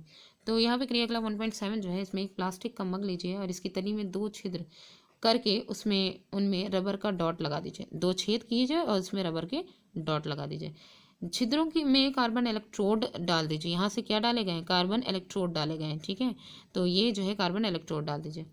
इन इलेक्ट्रोडों को 6 वोल्ट की बैटरी, यही जो इलेक्ट्रोड है, इनको 6 वोल्ट की जो बैटरी है उससे जोड़ दीजिए। मग में इतना जल डालिए कि इलेक्ट्रोड उसमें डूब जाए और जल में तनु सल्फ्यूरिक अम्ल की कुछ बूंदें डाल दीजिए इसमें। अब क्या करना है, जल से भरी हुई दो आशांकित परखनलियों को दोनों कार्बन इलेक्ट्रोडों के ऊपर उल्टा करके रखिए। देखिए यहाँ पे जो ये रखा गया ना, ये परखनलियों को उल्टा करके इसके ऊपर दोनों जो कार्बन इलेक्ट्रॉन है उनके ऊपर रखा गया है। ठीक है, तो ये जो है कार्बन ही ग्रेफाइट किसकी फॉर्म होती है, कार्बन ही की तो फॉर्म होती है। तो यहाँ पे ग्रेफाइट रॉड दिए गए। तो वही चीज़ अब विद्युत धारा प्रवाहित करके इस उपकरण को थोड़ी देर के लिए छोड़ दीजिए। ये पूरा जो उपकरण हमारा बन करके तैयार हुआ है, इसको थोड़ी देर के लिए छोड़ दीजिए। तो अब इसके बाद क्या होगा, दोनों इलेक्ट्रोडों पर आप बुलबुले बनते हुए देखेंगे। ये बुलबुले आशंकित नली से जल को विस्थापित कर देते हैं। ये क्या करते हैं, जो हमारी नली है उनसे क्योंकि बुलबुले किसकी फॉर्म में, गैस के फॉर्म में है, तो ये इसमें जो नली के अंदर जो जल होगा उसको विस्थापित कर देंगे। क्या दोनों परख नलियों में एकत्रित गैस का आयतन समान है? जब दोनों परख नलियाँ गैस से भर जाएं तब उन्हें सावधानीपूर्वक हटा लीजिए, क्योंकि गैस से जैसे जैसे फिल्ड होती जाएंगी पानी निकलता जाएगा। एक जलती हुई मोमबत्ती को दोनों परख नलियों के मुंह के ऊपर ला करके इन गैसों की जांच करें। सावधानी ये करनी है कि ये शिक्षक की उपस्थिति में ये करें। दोनों स्थितियों में होता क्या है, दोनों परख नलियों में कौन सी गैस उपस्थित हो रही है, एक बार हम डायग्राम को फिर से देख लेते हैं। तो देखिए यहाँ पे क्या है कि ये पूरी प्रोसेस हमने देख ली। ये इसका एनोड फॉर्म है, ये इसका कैथोड फॉर्म है, ये स्विच है, इसकी सहायता से बैटरी को जोड़ दिया गया। जल इसमें डाला गया है। ठीक है, जल यहाँ पे है, ग्रेफाइट की रॉड ली गई थी, ये टेस्ट ट्यूब उल्टी पलट करके डाल दी गई। अब इनमें जो बबल के रूप में ऊपर निकल रही, जितनी लेवल में यहाँ पे निकल रही है गैसेस, वही जो है यहाँ पे वो इसमें जो जल परख नली के अंदर होगा उसको विस्थापित कर दी जाएंगी। तो हमने देखा जो पहली परख नली है उसमें ऑक्सीजन निकल रही है, दूसरी वाली में हाइड्रोजन निकल रही है। ठीक है, तो ये चीज़ क्या है, तो आइए देखेंगे इसे। पहले सारे एक्सपेरिमेंट देख लें, उसके बाद इसको समझेंगे। दूसरा यहाँ पे एक्सपेरिमेंट देखिए, ये भी यहाँ पे 1.8 में दिया गया। चाइना डिश में 2 ग्राम सिल्वर क्लोराइड लिया गया। ठीक है, इसका रंग क्या है, पहली चीज़ हमें देखना है। सिल्वर क्लोराइड जब लेंगे, इस चाइना डिश को थोड़ी देर के लिए सूर्य के प्रकाश में रख दीजिए, तो थोड़ी देर पश्चात सिल्वर क्लोराइड के रंग को देखिए। पहले इसका रंग देखिए, उसके बाद सिल्वर क्लोराइड जो है उसके बाद में देखिए। सूर्य का प्रकाश पड़ रहा है, चाइना डिश में सिल्वर क्लोराइड को रख दिया गया है। सूर्य के प्रकाश में सिल्वर क्लोराइड धूसर रंग का सिल्वर धातु बन जाता है, धूसर रंग का एकदम डल हो जाता है। आप देखेंगे कि सूर्य के प्रकाश में श्वेत रंग का सिल्वर क्लोराइड धूसर रंग का हो जाता है, और प्रकाश की उपस्थिति में सिल्वर क्लोराइड का सिल्वर तथा क्लोरीन में वियोजन के कारण से ऐसा होता है। तो क्या होता है कि ये जो सिल्वर क्लोराइड जो था वो सिल्वर और क्लोरीन में टूट जाता है, इस वजह से हमें धूसर रंग का दिखाई देता है। जैसे यहाँ पे देखिए AgCl है, Ag किसका प्रतीक होता है, सिल्वर का होता है, और Cl जो है वो क्लोरीन का होता है। तो ये जो है सिल्वर क्लोराइड का फॉर्मूला हो गया 2AgCl, जो कि सॉलिड फॉर्म में। सूर्य की प्रकाश की उपस्थिति में ये किस में कन्वर्ट हुआ, सिल्वर अलग हो गया और क्लोरीन अलग हो गया, 2Ag अलग क्लोरीन अलग। ठीक है, सिल्वर ब्रोमाइड भी इसी प्रकार की ही रिएक्शन होगी, बिल्कुल। AgBr लेंगे, सूर्य के प्रकाश की उपस्थिति में Ag अलग हो जाएगा, Br अलग हो जाएगा। ऊपर दी गई जो अभिक्रिया है उसका उपयोग श्याम श्वेत, ये लाइन बहुत ही इंपॉर्टेंट है कि ये जो रिएक्शन दी गई है इसका श्याम श्वेत फोटोग्राफी जो होती है उसमें किया जाता है। जो है ब्लैक एंड वाइट जो फोटोग्राफी नहीं होती है उसमें इसका यूज़ किया जाता है। किस प्रकार की ऊर्जा के कारण यह वियोजन अभिक्रिया होती है। यहाँ पे देखिए ये क्वेश्चन पूछा गया है कि कौन सी ऐसी ऊर्जा है जिसके कारण ये वियोजन अभिक्रिया होती है। तो हमने देखा कि वियोजन अभिक्रिया में अभिकारकों को तोड़ने के लिए ऊष्मा, प्रकाश तथा विद्युत ऊर्जा की आवश्यकता होती है।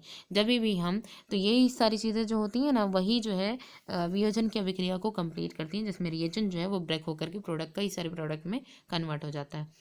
तो इसमें क्या क्या चाहिए होता है, ऊष्मा चाहिए होती है, प्रकाश चाहिए होता है और विद्युत ऊर्जा चाहिए होती है।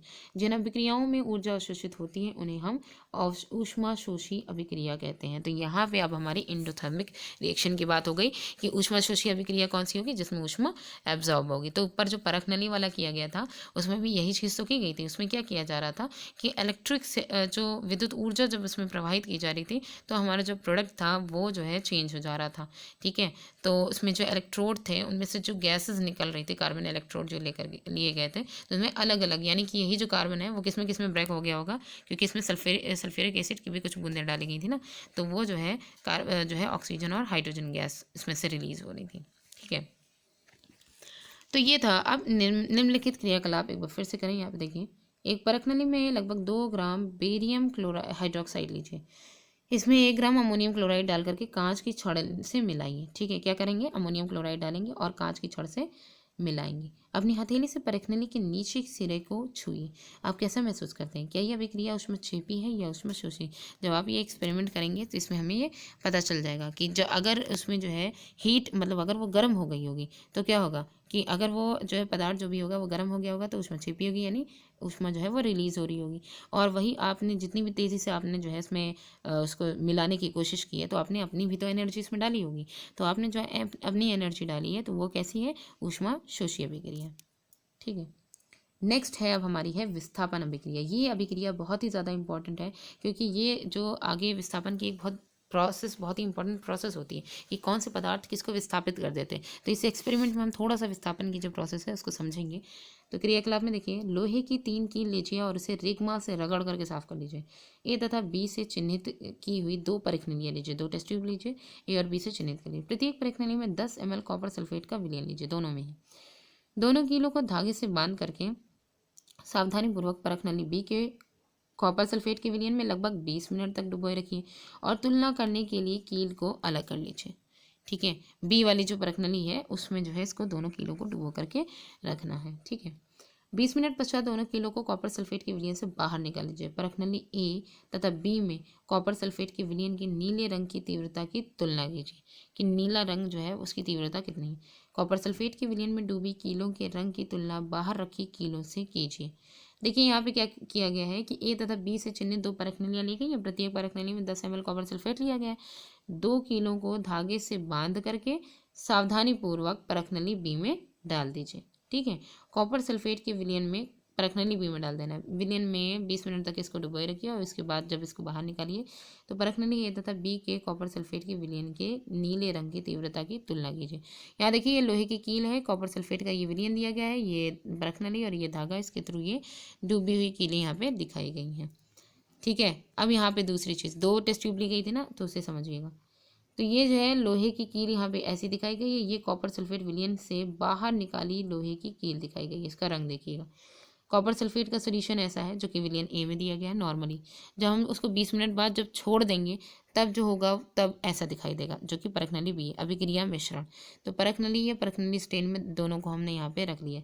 तो प्रयोग से पहले तथा उसके उपरांत लोहे की कील तथा कॉपर सल्फेट के विलयन की तुलना कीजिए। प्रयोग से पहले कॉपर सल्फेट का विलयन देखिए ब्लू कलर एकदम तीव्र आ रहा है, और वही प्रयोग के बाद एकदम वाइट कलर हो गया, डल हो गया। और कील जो पहले चमकती हुई थी वाइट कलर की, वो बाद में अब जो है जंग लगी हुई दिख रही है। ठीक है, ब्राउन कलर की दिख रही है।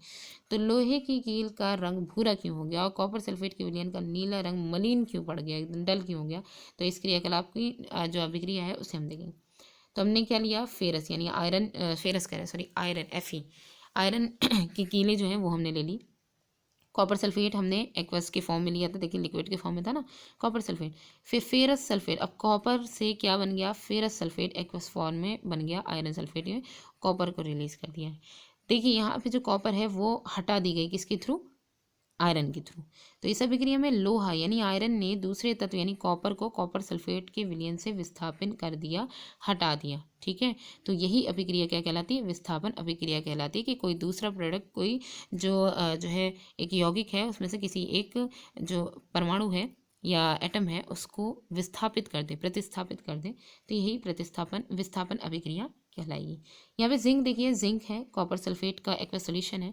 तो यहाँ पे जब जिंक की रिएक्शन कॉपर सल्फेट से होती है तो जिंक सल्फेट बन जाता है, कॉपर हट जाता है। इसी तरीके से लेड है, उसको जो है कॉपर क्लोराइड जो है उसके साथ जब रिएक्शन कराए तो कॉपर क्लोराइड में जो लेड है वो कॉपर को हटा करके खुद लग जाता है, तो लेड क्लोराइड बना लेगा, कॉपर अलग हो जाएगा। तो यहाँ पे जिंक तथा लेड कॉपर की अपेक्षा अधिक क्रियाशील है। तो जितने भी अधिक क्रियाशील पदार्थ होते हैं वो कम क्रियाशील पदार्थों को विस्थापित कर देते हैं, उनको उनकी जगह से हटा देते हैं, तो वे कॉपर को उसके यौगिक से विस्थापित कर देते हैं। अब है यहाँ पे डबल विस्थापन अभिक्रिया। तो यहाँ पे जो डबल डिस्प्लेसमेंट रिएक्शन है इसमें क्या होगा, तो इसका एक्सपेरिमेंट पहले देख लेते हैं। एक परखनली में 3 ml सोडियम सल्फेट का विलयन लीजिए और इस अन्य परखनली में एक अन्य परखनली लीजिए जिसमें 3 ml बोरियम क्लोराइड लीजिए। दोनों विलयनों को मिला लीजिए। आपने क्या देखा, देखिए यहाँ पे बेरियम सल्फेट और सोडियम क्लोराइड का निर्माण हो रहा है। किसका हो रहा है, बेरियम सल्फेट और सोडियम क्लोराइड का। हमने लिया क्या है, सोडियम सल्फेट लिया और बेरियम क्लोराइड लिया। तो पहली वाली जो टेस्ट ट्यूब है उसमें सोडियम सल्फेट के विलयन युक्त परखनली है, ठीक है। दूसरी वाली में बेरियम क्लोराइड के विलयन युक्त परखनली, दोनों को आपस में मिलाया जा रहा है।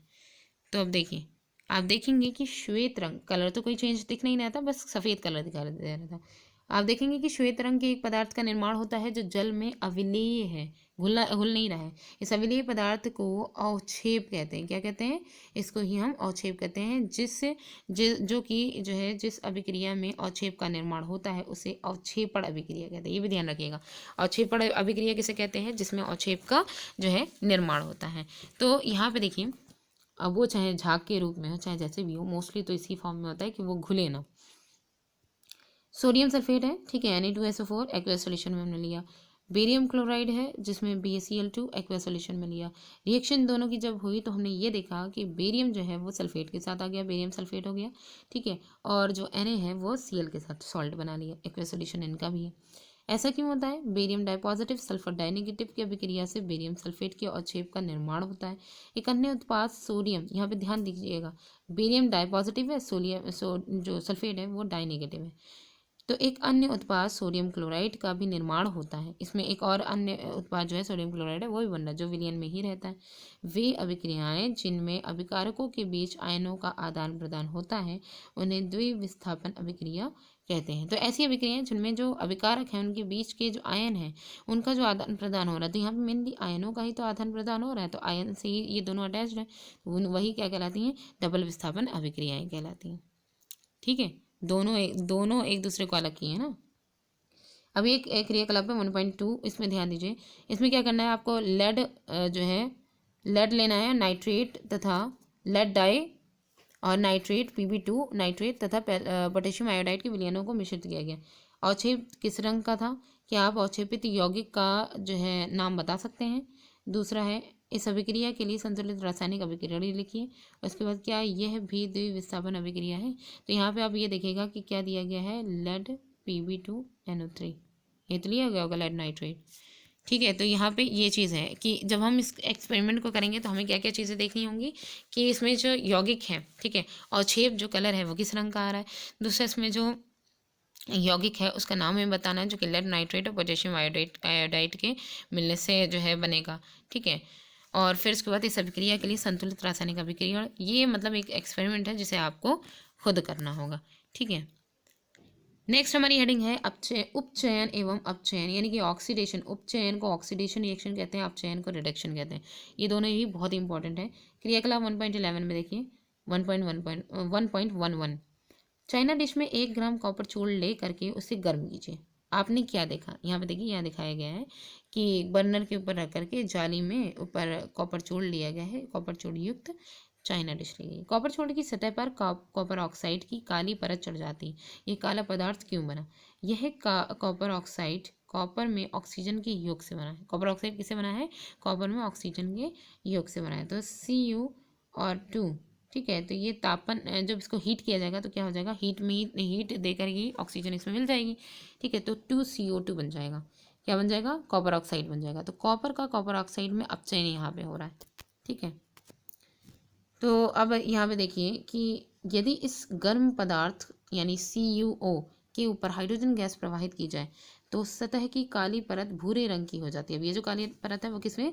भूरे रंग की हो जाती है, क्योंकि इस स्थिति में विपरीत अभिक्रिया संपन्न है तथा कॉपर प्राप्त होता है। तो ये जो विपरीत अभिक्रिया है वो कंप्लीट हो जाएंगी और कॉपर प्राप्त होगा। तो CuO और H2 इन दोनों की रिएक्शन तापन से जब हुई तो कॉपर हमें मिल गया और हाइड्रोजन गैस वाटर जो है वो निकल गया। अभिक्रिया के समय जब किसी पदार्थ में ऑक्सीजन की वृद्धि होती है तो कहते हैं कि उसका उपचयन हुआ है, यानी ऑक्सीडेशन हुआ है। यानी ऑक्सीडेशन तभी होता है जब किसी पदार्थ में ऑक्सीजन की वृद्धि हो जाती है, ठीक है। तो ऑक्सीजन की अगर वृद्धि हो रही है यानी ऑक्सीजन किसी पदार्थ में अगर मिल रही है तो वो ऑक्सीडेशन रिएक्शन कहलाएगी। तथा जब अभिक्रिया में किसी पदार्थ में ऑक्सीजन का ह्रास होता है यानी ऑक्सीजन को निकाल दिया जाता है तो वो अपचयन यानी कि रिडॉक्स रिएक्शन। तो ये इस वाली जो रिएक्शन है इसमें यही तो हुआ है भाई। देखिए, पहले इस वाले में क्या था? ऑक्सीडेशन हुआ था, क्योंकि इसमें ऑक्सीजन मिल रही थी। तो ऑक्सीजन मिल रही है तो ऑक्सीडेशन रिएक्शन हो जाएगी। और इस वाले में क्या है? ऑक्सीजन रिलीज हो रही है, निकल रही है। तो ऑक्सीजन अगर निकल रही है तो हमारी जो रिएक्शन होगी वो कैसी होगी? रिडॉक्स रिएक्शन हो जाएगी, ठीक है। तो ये चीज़ हो गया। तो ये अपचयन और जो है मतलब कि उपचयन, ऑक्सीडेशन रिडक्शन दोनों समझ में आ गया, ठीक है। अब देखिए, ये जो अभिक्रिया की गई थी 1.29 में, इसमें कॉपर ऑक्साइड था, ठीक है, कॉपर ऑक्साइड जो लिया गया था CO2O। तो इसमें Cu2O नहीं, यहाँ पे देखिए कॉपर ऑक्साइड क्या था, CuO था, ठीक है। इसमें ऑक्सीजन का ह्रास हो रहा था। CO2O जो बना था, CO2O था। ओके, चलिए देखते हैं आगे। तो यहाँ पे कॉपर ऑक्साइड जो है उसमें ऑक्सीजन का ह्रास हो रहा है, इसलिए यह अपचयित हुआ, यानी कॉपर जो ऑक्साइड है उसमें जब ऑक्सीजन निकल रही है तो क्या हो गया, उसका अपचयन हो गया, यानी रिडॉक्स, मतलब कि रिडॉक्स रिएक्शन हो जाएगी, ठीक है। हाइड्रोजन में ऑक्सीजन की वृद्धि हो रही है, इसलिए ये उपचयित हो रहा है। तो हाइड्रोजन में ऑक्सीजन की उपस्थिति हो रही है तो वो जो है इसका उपचयन, ऑक्सीडेशन हो रहा है, और जिसमें से निकल रहा है उसका अपचयन यानी रिडक्शन हो रहा है। अर्थात किसी अभिक्रिया में एक अभिकारक उपचयित तथा दूसरा अभिकारक अपचयित होता है। यानी ये लाइन बहुत इंपॉर्टेंट है कि कोई भी रिएक्शन होती है उसमें एक जो प्रोडक्ट होता है वो कैसा होता है, ऑक्सीडाइज्ड होता है, दूसरा जो होता है वो रिडॉक्स्ड होता है, ठीक है। इस अभिक्रिया में उपचयन या अपचयन, रिडॉक्स एंड जो है ऑक्सीडेशन और रिडक्शन जो है रिएक्शन, इन्हीं को ही कहते हैं रिडॉक्स अभिक्रियाएं, ठीक है। रिडॉक्स रिएक्शन इन्हीं को ही कहते हैं जिसमें एक ही साथ ऑक्सीडेशन भी हो रहा हो और रिडक्शन भी हो रहा हो। तो देखिए ये जो CuO और H2 का था और इसके बाद Cu अलग हो गया और H2O बन गया, इसमें क्या है, पहले क्या होगा, ऑक्सीजन निकलेगी, तो जो प्रोसेस होगी वो कैसी होगी, अपचयन यानी कि रिडॉक्स रिएक्शन की कहलाएगी, ठीक है। और वही जो है दोबारा इसमें क्या होगा, यही जो ऑक्सीजन निकल रही है वो किसके साथ आकर के मिल रही है, हाइड्रोजन के आके मिल रही, तो यहाँ पे उपचयन ऑक्सीडेशन हो जाएगी। रिडॉक्स अभिक्रिया के कुछ अन्य उदाहरण है, जैसे यहाँ पे देखिए ZnO+C, यहाँ पे क्या है, अब यहाँ से ऑक्सीजन निकल रही है, ठीक है, तो यहाँ से निकल रही है तो ये कैसी होगी, रिडॉक्स हो जाएगी, ठीक है। और यहाँ पे Zn अलग हो गया, ये जो O है वो किससे जा करके मिल जाएगी, C से जा करके मिल जाएगी, तो ये कैसी होगी, ऑक्सीडेशन वाली होगी प्रोसेस। उसके बाद वही चीज़ है, MnO2 है, 4HCl है, तो MnCl बन गया, और ये O2 जो यहाँ से निकला वो जा करके H2O में मिल गया, इसके H से जाकर मिल गया, और क्लोरीन गैस और अलग हो गई। अब ये जो अभिक्रिया 1.31 है, 1.31 में जो हुआ ये जो रिएक्शन थी, कार्बन अपचयित होकर के कार्बन मोनोऑक्साइड और ZnO अपचयित होकर के Zn बनता है, ठीक है। तो ये था 1.31 की रिएक्शन में। 1.32 की रिएक्शन जो है इसमें HCl और Cl2 में उपचयित तथा MnO2, मतलब यहाँ पे HCl जो है वो Cl2 में उपचयित हो जा रहा है, ठीक है, और जो है HCl उसके बाद, और MnO2 जो है वो MnCl2 में अपचयित हो जा रहा है, ठीक है। तो यहाँ पे देखिए ऊपर के उदाहरणों के आधार पर हम कह सकते हैं कि यदि किसी अभिक्रिया में पदार्थ का अपचयन होता है, उसका रिडक्शन होता है, रिडक्शन उसका तभी होता है जब उसमें ऑक्सीजन की वृद्धि या हाइड्रोजन का ह्रास होता है। मतलब कोई भी पदार्थ है उसकी जो है अभिक्रिया अगर हो रही है तो उसका उपचयन, उपचयन यहाँ पे दिया गया, उपचयन यानी ऑक्सीडेशन अगर हो रहा है तो उसमें ऑक्सीजन की वृद्धि हो रही होगी या फिर हाइड्रोजन का ह्रास हो रहा होगा। तो ये लाइन याद रखिएगा कि अगर कहीं पर भी अगर फंसे, क्योंकि आगे ये लाइन बहुत फंसेगी कि जो आने वाले जो है चैप्टर्स होंगे या फिर जो है नेक्स्ट क्लास में जब और डिटेल में से पढ़ेंगे, कि यदि किसी अभिक्रिया में पदार्थ का उपचयन, ऑक्सीडेशन अगर हो रहा है, तो ऑक्सीडेशन हम दो तरीके से समझेंगे। एक तो या तो ऑक्सीजन की वृद्धि हो रही है यानी ऑक्सीजन जुड़ रही हो, या फिर हाइड्रोजन निकल रही है, दोनों तरीके से देखेंगे। मान लीजिए अगर ऑक्सीजन नहीं जुड़ रही है, ठीक है, तो जो है मतलब कि ऑक्सीजन नहीं जुड़ रही है, तभी भी वो ऑक्सीडेशन रिएक्शन है, लेकिन क्या है उसमें हाइड्रोजन निकल रही है, इस वजह से हमने इसको ऑक्सीडेशन कहा। तो ये दोनों ही तरीके से ऑक्सीडेशन रिएक्शन होगी। पदार्थ का अपचयन यानी रिडक्शन तब होता है जब उसमें ऑक्सीजन का ह्रास होता है और हाइड्रोजन जोड़ती है, जस्ट अपोजिट होता है दोनों, ठीक है। तो ऑक्सीजन का ह्रास एक चीज़ से याद रखिए, दूसरी अपने आप आपको ध्यान रहेगी। नेक्स्ट जो क्रियाकलाप है यहाँ पे 1.1, इसमें देखिए, इस पर ध्यान दीजिए कि जिसमें एक चम्मच ज्वाला के साथ मैग्नीशियम रिबन जो है उसका वायु में ऑक्सीजन में दहन हुआ था, ये श्वेत पदार्थ मैग्नीशियम ऑक्साइड में परिवर्तित हो जाता है। इस अभिक्रिया में मैग्नीशियम का अपचयन होता है या फिर उपचयन होता है, या फिर अपचयन होता है। देखिए जब मैग्नीशियम जो है वो जब जल रहा था तो हमने क्या देखा था, ऑक्सीजन की उपस्थिति में, यानी कि मैग्नीशियम ऑक्साइड बना, तो मैग्नीशियम में ऑक्सीजन जुड़ी ना, तो जब ऑक्सीजन जुड़ी है तो प्रोसेस क्या हुई होगी, उपचयन यानी कि ऑक्सीडेशन की प्रोसेस हुई होगी। नेक्स्ट रीडिंग है हमारे कि क्या आपने दैनिक जीवन में उपचयन अभिक्रियाओं के प्रभाव को देखा है। तो दैनिक जीवन में जो उपचयन होता है उसे देखेंगे। तो देखिए सबसे पहली जो हमारी प्रोसेस है वो है संक्षारण की, जिसको एक कोरोजन बोलते हैं। संक्षारण में क्या होता है, आपने अवश्य देखा होगा कि लोहे की बनी हुई वस्तुएं चमकीली होती हैं, लेकिन कुछ समय पश्चात उन पर लालिमा युक्त भूरे रंग की परत चढ़ जाती है, जिसे जंग लगना भी कहते हैं। प्रायः इस प्रक्रिया को लोहे पर जंग लगना कहते हैं, ठीक है। कुछ अन्य धातुओं में भी ऐसा ही परिवर्तन होता है। क्या आपने चांदी तथा तांबे पर चढ़ने वाली परत के रंग पर ध्यान दिया है। चांदी और तांबे पर अक्सर करके ये परतें चढ़ जाती हैं।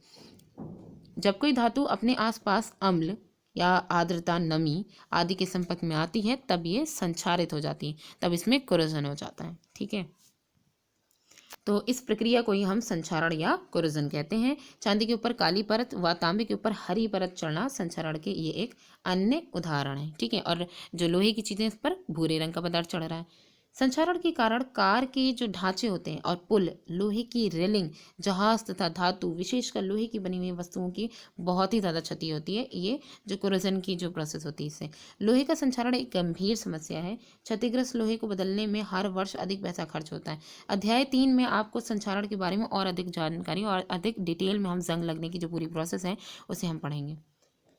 ओके, नेक्स्ट हमारी हेडिंग है विकृत गंधिका। विकृत गंधिका जो है, जिसको रेंसिडिटी बोलते हैं, ये क्या होती है? वसा युक्त तथा तैलीय खाद्य सामग्री जब लंबे समय तक के रख दिया जाता है तब उसका स्वाद या गंध कैसी होती है? हमने देखा है जैसे तेल है, उसको काफ़ी समय तक अगर आप रखे रहेंगे ना तो उसका जो इसकी जो स्मेल है वो चेंज हो जाएगी, स्मेल भी चेंज होगी, टेस्ट में भी थोड़ा बहुत फर्क आएगा। उपचयित होने पर तेल एवं वसा विकृत गंधी हो जाते हैं, उनका जो स्मेल है वो थोड़ा सा खराब हो जाती है तथा उनके स्वाद तथा गंध बदल जाते हैं, उनके जो है टेस्ट और उनकी जो स्मेल है दोनों ही चेंज हो जाती है। प्रायः तैलीय तथा वसायुक्त खाद्य सामग्रियों में उपचयन रोकने के लिए, क्योंकि इसमें क्या हो रही है, ऑक्सीडेशन रिएक्शन हो रही है, यानी ऑक्सीजन इसमें मिल रही है, तो उसको रोकने वाले पदार्थ जिन्हें हम प्रति ऑक्सीकारक कहते हैं वो मिलाए जाते हैं। ठीक है, किसमें? तैलीय और वसायुक्त खाद्य सामग्रियों में। वायु रोधी बर्तनों में खाद्य सामग्री रखने से उपचयन की गति धीमी हो जाती है, इसीलिए इनको हम वायु रोधी बर्तनों में रखते हैं। क्या आप जानते हैं कि चिप्स बनाने वाले चिप्स की थैली में ऑक्सीजन हटा करके उसमें नाइट्रोजन जैसे कम सक्रिय गैस से युक्त मतलब कि नाइट्रोजन कम सक्रिय है ना, तो इस ऐसी गैस को जो है ऐसी गैस को उसमें जो है फिल्टर कर देते हैं ताकि चिप्स का उपचयन ना हो सके, उनका ऑक्सीडेशन ना हो सके। तो दोस्तों ये चैप्टर बहुत ही ज़्यादा इम्पॉर्टेंट था, काफ़ी सारी चीज़ें हम लोग ने बेसिक इसमें देखी। इनकी जो हेल्प है वो हम जब और डिटेल में आगे बढ़ते जाएंगे, क्योंकि हम लोग ने जब 6 से लेकर के यहाँ तक का जो सफ़र तय किया उसमें हमने यही देखा, एनसीईआरटी हमें यही बताती है कि पहले आप बेस पकड़िए, उसके बाद धीरे धीरे स्टेप बाय स्टेप आगे की प्रोसेस पढ़ते जाएंगे। तो जैसे ही आपका बेस क्लियर होगा ना, आगे की प्रोसेस अपने आप समझ में आती चली जाएगी। तो यहाँ पे ये जो आपने पढ़ा, ठीक है, कि ये जो इस चैप्टर में आपने रिएक्शन कैसे बैलेंस्ड होती है, ये सारी चीज़ें आपने जो देखी ये आगे आपको बहुत ज़्यादा हेल्प करेंगी। और यहाँ पे कुछ चीज़ें ऐसी हैं जिनको हम अगले कुछ चैप्टर्स हैं जिनमें हम और ज़्यादा डिटेल में से पढ़ेंगे। ठीक है, तो वीडियो कैसी लगी कमेंट करके ज़रूर बताइएगा और कोशिश करिएगा, क्योंकि देखिए ये हाई स्कूल से लेकर के इंटर तक के ये जितने भी बोर्ड एग्जाम है, क्योंकि आप सभी जानते हैं कि सब लगभग एनसीईआरटी बेस्ड हो गया है जितनी भी साइंस है। ठीक है, तो कोशिश करिएगा कि अपने कॉन्टैक्ट में जितने भी हैं उनको शेयर ज़रूर करिएगा। ठीक है, तो ये वीडियो कैसी लगी कमेंट करके ज़रूर बताइएगा। Thanks for watching.